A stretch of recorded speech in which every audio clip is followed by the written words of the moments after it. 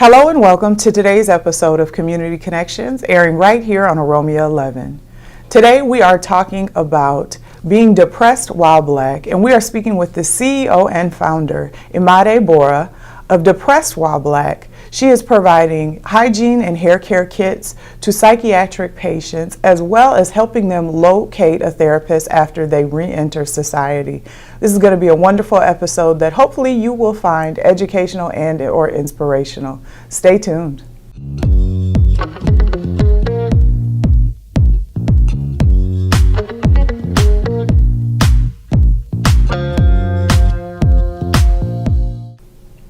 Imadé Borah, I'm so excited to have you joining me on today's episode of Community Connections. Welcome to the program. Thank you so much for having me.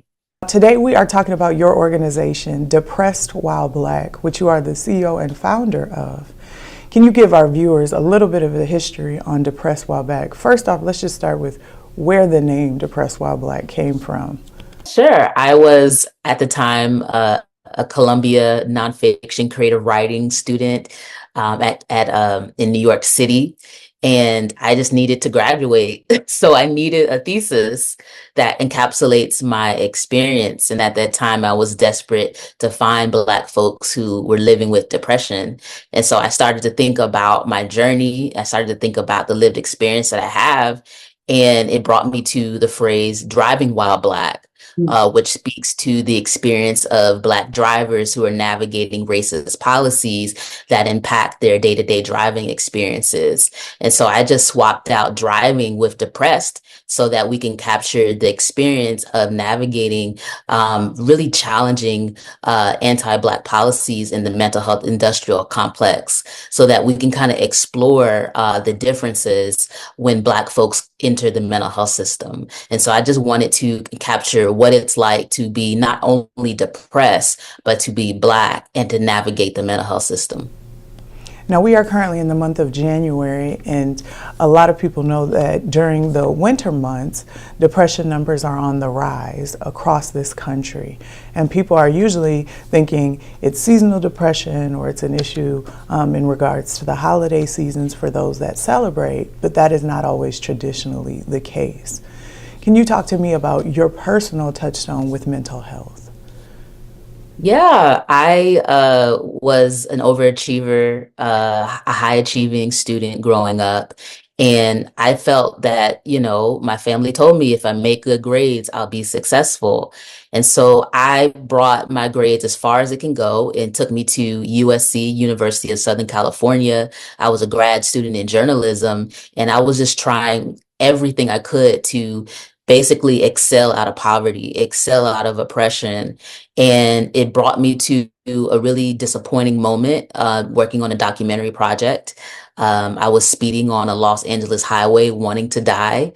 I thought that, my life was worthless because I'm still broke. I'm still struggling, no matter how hard I try. And it brought me to the counseling office. And I was told by two counselors that I needed to drop out of school and that I needed to go into the back of a police car to a psychiatric hospital. And that was my first Depressed While Black experience, because as a Black person, I didn't feel safe with the police. And I didn't think that being in the back of a cop car because I'm sad is the right decision to make. And so I just decided to disagree with the two counselors, and we negotiated. And I decided I was going to go to therapy for the first time in December of 2012. And so that kind of started my Depressed While Black journey. And then it kind of evolved into experiencing a psychiatric hospital admission. And when I was in that psychiatric hospital in New York for the first time, it was a really traumatic experience. And the following hospital experience that I had in 2018 was also traumatizing as well. I didn't have any Black hair care items. I didn't have any Black skincare items. I had to get underwear from the hospital. I had to get clothes from the lost and found. And I didn't understand why is my hair deteriorating? Why is my skin deteriorating in the very place where I'm supposed to heal? And so I just decided I didn't want that to happen to anyone else. And so I dedicated myself to starting Depressed While Black, the nonprofit, so that we can make sure that patients have the Black affirming care items that they need. Now, we both know as women how important it is for us to not only look good, but also feel good, and the connection between the two. So this is not a cosmetic situation. This is really overall issue that needs to be addressed. I've also heard this mentioned for children that are in the foster care systems, that they don't have materials and things that they need that reflect or represent who they are as Black and brown kids. So this is so important. You were talking about your experience back in 2012. Can you talk to me about when you actually began this whole concept of Depressed While Black after you came out of the treatment center? Yeah, for sure. So about 2 years after my second psychiatric hospital stay, it was 2020. It was right before the pandemic, and I just started buying Black hair care items and menstrual products for psychiatric patients out of my own money. So it was very informal. I went to a Black-owned beauty supply store in Greensboro, North Carolina, where I grew up. And bought, hair oil, satin bonnets, wave caps, wide tooth combs, brushes, things that hospitals typically do not provide for patients. And I just started to see the impact of it because, we were hearing when we started donating items through the help of our community, that there were patients who didn't even, can't even remember the last time they had underwear. Patients who just needed to care for their hair, care for their skin. So the importance of Black hair care items, Black skincare items are really huge. In the psychiatric hospital, unfortunately, sometimes the way that you are treated is based upon how you look. Your appearance can impact your discharge date. So it can impact when you get out of the hospital. There is a concept that some clinicians use called activities of daily living. So they assess the wellness of patients based upon how well they groom themselves.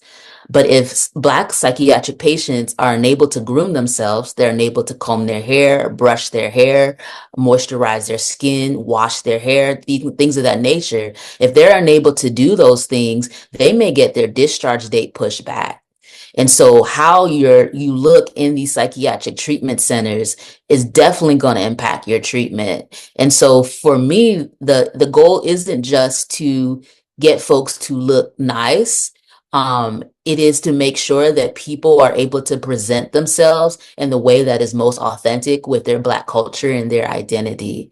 It's so important that folks are able to present how they want to look in places where they should be healing. And so we want to promote empowerment. When folks are feeling confident and feeling and presenting the way they want to present, they may have more confidence to speak with psychiatric nurses, psychiatric doctors. They may feel more confident to advocate for themselves. So we're not just giving Black hair care items and Black skincare items. We're giving folks tools to advocate for themselves in psychiatric hospitals. It is often said that it is very difficult to try to keep up with your traditional hygiene routine when you are experiencing depression. People are not always getting up and brushing their teeth. They're not able to shower when they want to and really take care of themselves in the way that many have usually seen them appear or present before. So I think this is really going to continue to aid in people taking better care of themselves, but like you said, starting to target the stigma that health practitioners have and people in our families and our networks have with engaging us. Because we've encountered, I'm sure, people that may be a part of the transient population, and you're a little less likely to have them approach you because of how they present, but there is still a person inside of there that may need assistance. And so I feel like this is starting to eliminate a barrier for many that may not know that's been the issue all along, or people that are waiting, like you said, to be discharged or to reunify with their families in a much better way and in a healthier way, because they're able to go back into the world looking a lot better than when they first walk through those doors of whatever facility they are a part of. Now, for people that may need some context around what we're talking about, 2007 to 2020, Black youth experienced the largest increase in suicide rates during this time period. The suicide rate for Black youth increased by 144%. And this information was found by the Center of Disease Control Wonder database. Can you speak to those numbers and what you've encountered providing these kits for people? Yeah, we currently donate to Duke's Children's Hospital for patients in their psychiatric emergency room. And what they're experiencing, no child should ever experience. Some of them are living in the psychiatric emergency room for over 100 days. And so they're having significant Black personal care needs, needing to get their hair done, needing clothing, needing skincare items. These are the things that Black children in foster care need. Just because they're in foster care, it doesn't mean that they don't want the latest Jordans, the latest Nikes, the latest makeup. Like we're getting requests for, skincare items, clay masks, Nike tech suits. These kids, they still want the things that their peers want, and they really shouldn't be denied just because they're in foster care. And so what we try to do is affirm their humanity, affirm their right to a healthy and loving childhood. And our goal is to be the extension of their family. A lot of the Black children that are in foster care, they do have family that love them and care about them. But because of the psychiatric needs that they have, the family sometimes do not have the ability to provide the level of care that the children need. So it's a serious issue with some psychiatric facilities being unable to provide long-term care. And so some of these Black children in foster care, they're being basically shipped out of state to treatment facilities hundreds of miles away from their extended family members, their aunts and their uncles. And so we have to be their aunts and their uncles. We have to provide the hair care items, the underwear, the bras. We provide everything that they need. We don't provide any restrictions. If a child wants a Nike tech suit or Panda Dunks, we give that to them. And so what they're experiencing right now, I don't think we've ever seen anything like this. And so it's really important for Black folks and Black-led organizations to really uplift the needs, the psychiatric needs of Black children in foster care, because I personally believe they're getting disappeared in the system. And so our care products, our items, is basically making sure that they are being seen, that their advocacy needs are being heard, and that they feel as if they're not alone, that there's somebody who's going to walk beside them. So that's definitely the goal for my organization, that as Black children in foster care come into these psychiatric facilities, that we provide their hair care needs, their skincare needs, and we just let them know that they're not alone and that they have the right to dream as big as any other child in this country. I think that's very well said. We are currently in Minnesota, and you are not here experiencing warmer climates, which I am a little bit jealous of at the current moment. But growing up, I remember having my mom slather my face with Vaseline before I would go out and get on the bus. And I was seeing someone refer to that on social media, and they were saying that is always a sign of a well-loved child. And so when I heard you talk about the products that you are offering to these beautiful babies, from hair care to body care to, like you said, Nike techs, and just letting them know that they're not loved while they're trying to navigate such uncertain times, sounds so beautiful, and really sounds like an extension of the amazing people that have loved on us and carried us to present day. Yeah, absolutely. I want to be, what my grandmother was to me. There were times when I wouldn't have a meal to eat if my grandma didn't provide food for me. There were times when I wouldn't have a roof over my head if my grandma didn't provide it. And so for some Black children in foster care, the being in a hospital, it's separating them from their community, from their family. So we have to do that for them. And I just deeply want to thank Horizon. Horizon is a Black-owned beauty company based in Durham, North Carolina. They've been our partner for basically the beginning, and they allowed us to create Black beauty supply kits. And these kits have all natural handmade ingredients, including shea butter, um, shampoo, conditioner, hair oil, body wash, uh, lip balm. These are really important things that if children don't have it, it could be very difficult to focus on their recovery, on their treatment, if you don't have what you need to be well. And so we're just super grateful for our Black Beauty Supply kits.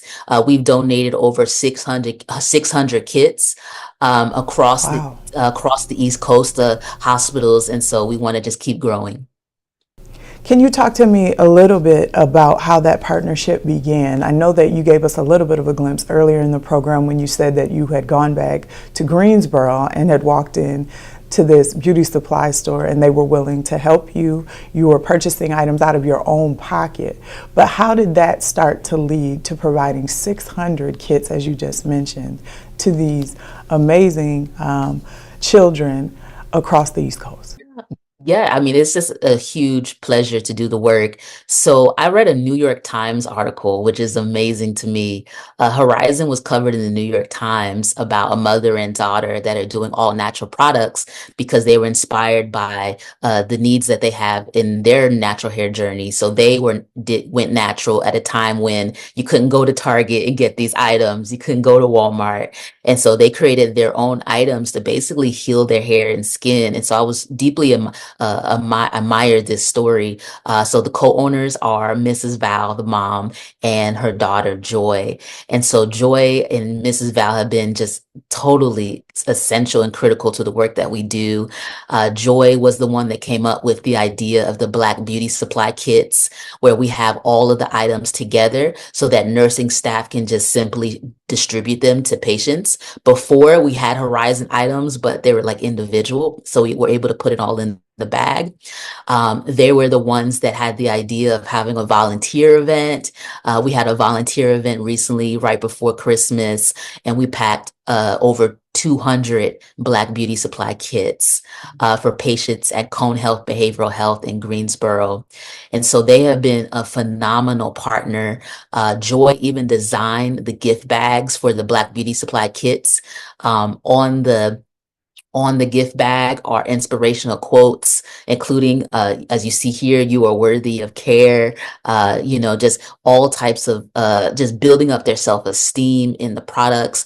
On the side of the gift bag, Joy had just a beautiful array of Black people, and they remind me of my ancestors, and you're able to see the faces of Black folks on the side of the gift bag. And on the items, the bottles that are in the Black Beauty Supply kits, there are inspirational quotes that are inspired by and placed there and recommended by former psychiatric patients. So we want to continue that legacy of former psychiatric patients helping and supporting folks who are currently in the hospital. So we want to just do this as a full labor of love. It's not just the items that we give, is the intent and the love and the care that we put in all the products. And so I'm deeply grateful for Joy and her mom, Mrs. Val, for making that possible for us. We are sending them our love all the way from Minnesota out there to Greensboro, and I hope that people watching this will stop by Greensboro and start to patronize their business so that they can keep up the great work in tandem with the great work you guys are doing at Depressed While Black. Now, for those that are not able to come and be the hands and feet, so to speak, with Depressed While Black, you all have a wish list available too for people to send you recommendations of things that they want. But is there also an opportunity for people to help you guys further this amazing work? Yeah, for sure. If you would like to donate, feel free to go to depressedwhileblack.org. 100% of donations will go to purchasing products for psychiatric patients as well as delivering them. So there's no overhead cost that we take out of the donations. 100% goes to the patients and to the community. You can also, if you are a business owner and you would like to donate your products, It has been so phenomenal, the support that we have gained from the community. I currently have a trunk full of makeup items that were donated because a lot of teenagers, they love makeup and we get requests for makeup all the time. And so it was such a blessing that we were able to give a black teenage girl, the Christmas that she deserves and providing makeup for her. And so, yeah, if you're a business owner, if you create all natural handmade skincare items, hair care items, that would be really great. We emphasize the importance of all natural handmade items because a lot of hospitals have restrictions on the type of products that can be used in the hospital. And so typically we were able to bypass those restrictions with them being kind of all natural items. So you can reach me at info@depressedwhileblack.org if you're a business owner and want to donate items, or if you're a hospital or a peer support respite center that would like to request a wish list of items for your patients and for your community. I think that is so important, and I'm sure plenty of people are going to watch this and want to figure out how they can connect with you guys further. What is on the horizon for Depressed While Black? Are you thinking about Imadé expanding the reach of outside of the East Coast? Because I'm sure there's going to be someone watching this going, I hope that I get opportunity to benefit from the amazing service you all are providing. We would love to donate to Minnesota. We would love to do that. Definitely, Minnesota is a beautiful place in my heart. I mean, it's the state of Prince. I mean, there's so much, there's so much musical history and legacy with Minneapolis funk. I mean, there's just in the Aroma community and all the beautiful things that you all are doing. I would love to support you all. So I'm happy to connect with folks who want to bring our products and bring our care and love to the state. But I think for us, we're installing a full board. And the board members that are coming in are rock stars and they have amazing dreams and ideas. There's talks of, potentially starting a chapter at colleges so that we can support their mental health journey and also provide an outlet for them to give back to the community. So we're thinking about expanding, maybe doing chapters. We're thinking of expanding to more hospitals and really just building this legacy of care for Black psychiatric patients. And I think the goal, definitely is to transition into partnering with hospitals and potentially getting hospitals to purchase some of these items so that it's true systems level change. So my goal is that, our Black beauty supply kits are purchased right next to, buying scrubs. Like, is that essential? Where, psychiatrists, and we were told this, that psychiatrists have requested our Black beauty supply kits by name because they know the mental health benefits of having folks have the ability to care for their bodies, care for their skin, care for their soul. And so I want, our kits to be just as accessible as the medication at a hospital, because I feel that our kits are a form of medicine. So I think that that's kind of the next step is we become a part of the hospital system so that everybody has access to Black beauty supply kits. I think that's very important, and seeing as we have one of the premier hospitals in the country right here in Minnesota, Mayo Clinic, it is my hope that sooner rather than later we are able to see that connection happen so that there can be an overall benefit for everyone that that the hospital system serves. Absolutely. Absolutely. We go to hospitals to heal. So we should be surrounded by care items that help us heal. And so I think it's really important that we are intentional that hospitals should be a place of Black wellness and Black healing. And it should be like that, not just as an add-on, like here's an added Black hair care item. It should be a part of the system and a part of the day-to-day practices of hospitals. I agree. Now you guys are doing the work with these amazing kits, but you also have two other premier initiatives that are existing. You all have Heal at Home and Find a Therapist. Can you talk to me a little bit about both of those? Right. Yeah. I want to start working on supporting psychiatric patients when they leave the hospital. Unfortunately, when I left the hospital in 2018 for the second time, I was actually more suicidal leaving it the hospital than going in. And so it could be a really dangerous time when folks leave the hospital because they're not in a supportive environment where they have their medication management, where they have access to psychiatrists. And so we want to provide that care system when folks get out of the hospital and welcome them back into the community. I really admire the reentry community and all the work that they do in supporting folks when they get out of prison. It's the same similar way where folks are really needing, okay, how do I, who has my house keys? I lost my house keys and was locked out of my house when I got out of the psychiatric facility. Folks just need help reacclimating back into the community. And so we want to do that for them. And so what we're hoping for is to start creating welcome home kits that have kind of similar items of the Black Beauty Supply kits, but more in tune with folks who are moving into kind of like long-term housing. And so we want to support housing organizations that are welcoming folks back into the community who have been in a psychiatric facility or have been in a rehab.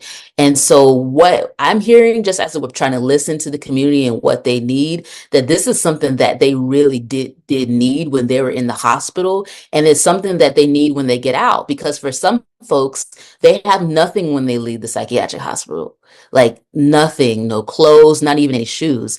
And so we have to really step in because we want to make sure that we give them so much care and love and support, they don't go back to the hospital. And so the Welcome Home Kit is hopefully what we hope for is a form of prevention, a form of preventative care that roots them in the community so that they don't go back into crisis and go back into the hospital. And so the Help Me Find a Therapist program, I kind of started that around 2020. It was around the time of the George Floyd protest. And I just noticed that there was an influx of Black people that were entering the mental health system for the first time. And they needed more support and more guidance on the type of therapist that they can look for and find. And for me, I live with borderline personality disorder. Okay. It's exactly the way you think it is. It's a lot. It's basically just a lot of extreme emotion. It's very difficult for me to regulate my emotions because they're so extreme. And so there's only maybe 2 Black therapists in my entire state who can treat my condition. So I can't just look on a regular therapist database and then just assume I'm going to get the therapist that I need. And so I just wanted to start the program so that I can be the one and my community can be the one to do some extra digging so that we make sure that we pair folks to a therapist that really understands their condition and also their Black culture, because we did not want people to go into the therapy room and basically be a translator and having to figure out, how do I translate my Black culture, my Black community, my Black experiences to this person? I need to be getting help. I shouldn't be doing emotional labor and translation services, right? And so we were trying to cut that out and provide therapy recommendations that are really rooted in the culture that they're in. And so it blew up. It became a huge program. We support, I think, over 200 recommendations. And so now it's kind of been, at least on my end, it's been sunsetted. But I'm hoping with the Heal at Home program, we can start that back up and start matching people to therapists. So that's kind of the goal down the road. But if anybody has any type of like, Imadé girl, I'm struggling, can you help me find a therapist? Just email me at info@depressedwhileblack.org. I would love to support you and I would love to connect you to the care that you need. So talk to me about how myself and the rest of these amazing viewers can stay connected to the work you guys are doing, because it really is my hope that someone is going to see this and feel not only hopeful about their experience, but also start to take seriously their mental health journey and start to maybe find a therapist that can help them, or reach out and start to connect the dots for somebody that may benefit for these amazing hair care kits you guys are offering. Yeah, I definitely want to give hope and encouragement that you can hit rock bottom and still come back up. I definitely want to also give encouragement that, at least for me, I hit rock bottom in a psych ward, and it was the only way that I could let go. So when I experienced so much trauma in the psych ward. I was tackled by nurses. I was threatened with drug injection. I was thrown into solitary confinement.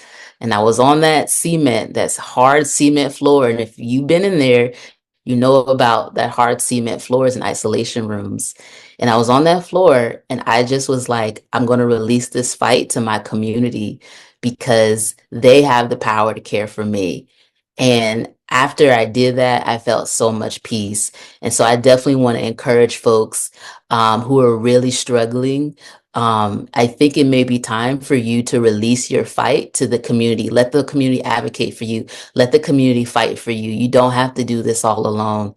And so that's the goal for Depressed While Black, is that Black psychiatric patients like myself don't have to fight alone anymore, that they know that they have backup and they know they have someone that can see them. And so, yeah, if you want to join into the Depressed While Black movement, feel free to follow me at Depressed While Black on Instagram and on Facebook. And you can also follow me at depressedwhileblack.org. You're able to donate on the site, and you'll be able to make a huge impact. The stories that we're hearing is that it really is making a difference, and that people are realizing, like, oh my gosh, like, I can't believe someone like remembered me. Someone did not forget about me. So yeah, your money will go a long way. The Black Beauty Supply kits, they cost around $50. So a $50 donation would buy a kit. But there's all sorts of things. If you donate $5, we've heard from folks that, like, just giving chapstick. We got a quote from a hospital staff member that just small things like chapstick make the patients feel like a person, make the patients feel human. And so you don't have to give a lot to make a huge impact. Lastly, for someone that is navigating mental health or has someone in their network that is navigating mental health and they're saying, I just feel overwhelmed. I don't know what to do. I don't want to call the police because we know the potentiality that that has for a fatality in our community. What do you want to say to encourage them? Yeah, I think that we keep us safe, and looking within our community is probably the healthiest and safest way to treat mental illness. So for me, prefer to call peer support warm lines. They're staffed by people with lived experience who can kind of help provide access to coping skills based upon their own experience of mental health challenges. I would look for peer support respite centers. These are places where folks can go when they're in a crisis and they're not forced on any medication. They're not forced to stay there. They can leave at any time. But there's people there who have lived experience that can help them through the journey of recovery. And so I definitely would encourage to maybe start first with peer support organizations and peer-led organizations first, and then let them connect you to any type of emergency services.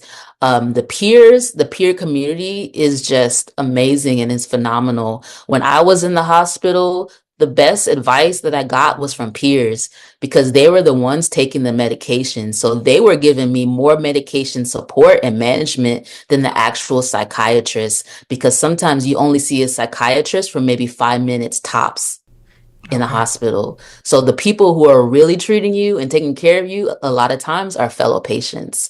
And so a lot of times patients have lived experience. They can tell you what hospitals are good and what are not good. They can tell you what emergency rooms they like and what they don't like, what nursing staff. I mean, peers really have a lot of great information, and sometimes they can help you even better than a psychiatrist. So I would just say, look for peer support communities. And if you are like, you know what, Imade, I want to do more than that. Think about doing creating like a informal community-led peer support respite center or a drop-in center. Like, even if you say, you know, to your trusted loved ones, you say, hey, I want to do a drop-in. You can do drop-ins for 2 hours. If you're having a crisis or you're struggling, just drop in and just relax. I think our community, we need to start creating these peer support respite centers, because we were doing this. Black folks have been doing this for hundreds of years. At least for me, my grandma's house was my peer support respite center. If I was struggling with mental health, if I was unemployed, didn't know where I should live, struggled to find a meal, I was dropping in my grandma's house, and she would provide like a safe meal for me, like a safe environment, a loving environment. And personally for me, my grandma was not nosy, so she she wouldn't probe about like, why are you here? She would just create a loving environment for me to stay.